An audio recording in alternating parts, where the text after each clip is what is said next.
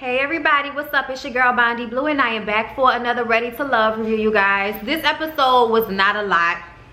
There's not a lot to discuss, but I didn't want to not do a review just because I didn't want to not do a review. And there's some things to talk about, just not a lot. So, let's go ahead and get into the first thing I want to talk about, which is the fact that, like I told y'all last time, Aaron's ass was not ready to love. He was not taking it seriously at all, okay? He was here to try and sample all of the various versions of African American women that was going on the show. But he wasn't really there to love anybody, and that was all made obvious this episode when he took Angel out to dinner and told her that he wasn't feeling her enough to introduce her to his son. So this was the end of their journey. And I'm just confused as to why you brought her back also you could let her go. Why? So you could go on a trip? Like, why?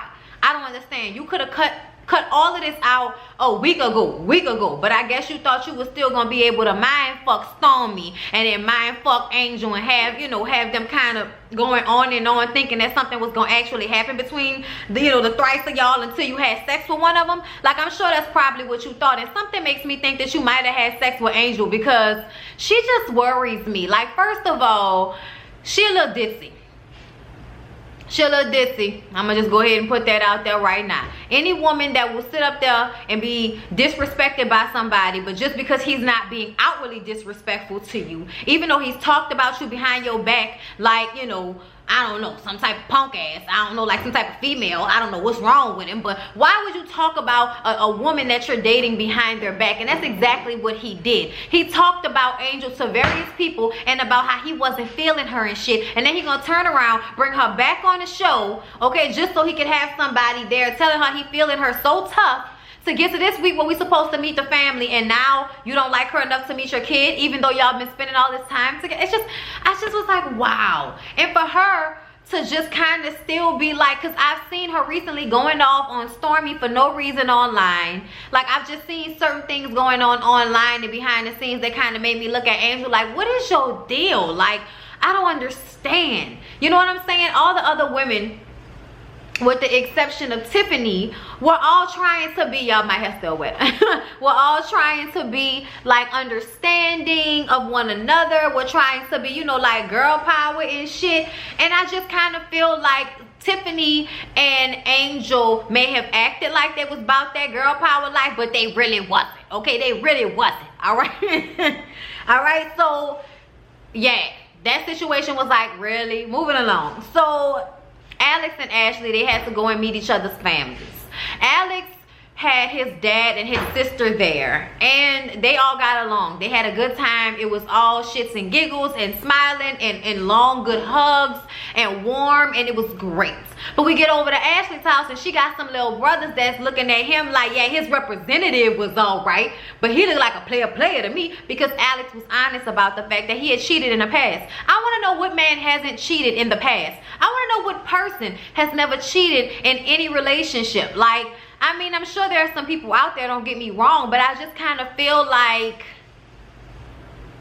you know, like, for the most part, we've all made mistakes, okay? So I just think that for anybody, especially some teenage boys that look like they out here with several girlfriends, or if not that, you go from girlfriend to girlfriend. Y'all look like nice little, you know, regular black boys that date various girls in high school, okay? So for you to sit up there and act like, oh, you know, he look like a player, I'm just looking at everybody like, what? Like, what little boy? What little boy? You don't know that little boy. You know what I'm saying? And for Ashley to even think to like actually hold their opinions high in regard, I was just like, yeah, nah, don't do that. They teenage boys, don't listen to them. Okay. But her mom was receptive. Her mom did like him. She had a really nice house. Everybody had a good time for the most part. You know what I'm saying? We had the niceties and everything. We also had some brutal honesty that happened. And I think that Ashley was actually very refreshed, and, you know, just made her feel better that even though he was saying something she wasn't comfortable with, he wasn't lying about it. You know what I'm saying? I'm not comfortable with the fact that you cheat, but I don't want to know that you would lie to my family about that shit. You know what I'm saying? So It was all cool. Then let's get to Shay. Shay introduced him to her mom, and her mom is very beautiful, older lady. Looked like, you know, another version of Shay, a lighter version of Shay with long white gray hair. It was everything. It was everything. And Shay holds her mom's opinion in a very high regard. But Michael came in and he was sweet and he was nice like he always is, and she liked him. But once again, she's like, you know, I don't know him. So from what I can see, he's a nice guy, you know, but y'all are gonna have to work on y'all relationship if y'all really want to be in a relationship. But she also told Shay that it was her decision, and I thought that was great. I thought that I was gonna see some type of mom who would have been like, you know, you better listen to what I say. You know, some moms are like that. Some moms want you to follow their advice, and then other moms will give you the advice and be like, do what you want to do with it. You know what I'm saying? But ultimately, it's your decision to make. And Michael, because he don't have any family in town, brought her to meet his spiritual father, his Baba. And it's a Yoruba tradition. It's Ifa. I've read a little bit about it, and it, you know, it's like a lot of the old world religions that's based off of nature and spirits and intuition and setting intentions and stuff like that. But he, you know, I think he did some runes. I think that's what that was. And read the runes, or rocks, or whatever you want to call it. I think it was runes though, but I could be wrong. But he read those and basically called everything, you know, like it was. Said that Shay is feisty. They're gonna have some issues, but he needs to be patient with her, and they should have good communication. But all in all, she's a great woman, and they can really make each other happy. So that's what they both wanted to hear. So that solidified it for them. And then they meet up in a park. You know, each individual couple meets up in a park and says that they love each other and they want to be together. Well, Alex and Ashley was more on the lines of, well, honestly, yeah, no, both of them. I mean, I think everybody's feeling love, but nobody wants to really say it. But what I heard a lot of was, I can see myself falling in love with you. But the look on Shay's face looked like love. The look on her face, the easiness, the lightness, the, oh my God, I feel like I'm jumping off a cliff thing. Like, it was just all over her face, and they're so affectionate. You could tell they didn't have sex already, okay? They was kissing in her mouth and everything. She was beautiful. He came up in a park like a black superhero and shit. Like, it was beautiful. It was really beautiful. And a situation with Alex and Ashley, like, I ain't gonna lie, a little bit of me thought for a second that this might not work out with him and Ashley, because maybe she would think that he really wanted Tiffany. But the way that shit went down with Tiffany, I think he realizes that he don't need to be with her. Like, she needs to figure some shit out for herself, because I feel like as a woman, like, she just was doing too much. She was doing way too much. You trying to have way too much control over somebody who you're not even in a relationship with, which makes me feel like they had sex. But I also feel like, why would you have sex with him that early on, especially if nothing had been solidified? He was still dating various women and you knew that, but then you continue to get upset about it, and, you know, just always want to put a chokehold on him in some type of way. And when men realize that's what you about, a lot of them will run for the hills, and that is exactly what he did. And picking Ashley was a way better decision, because Ashley is a friend.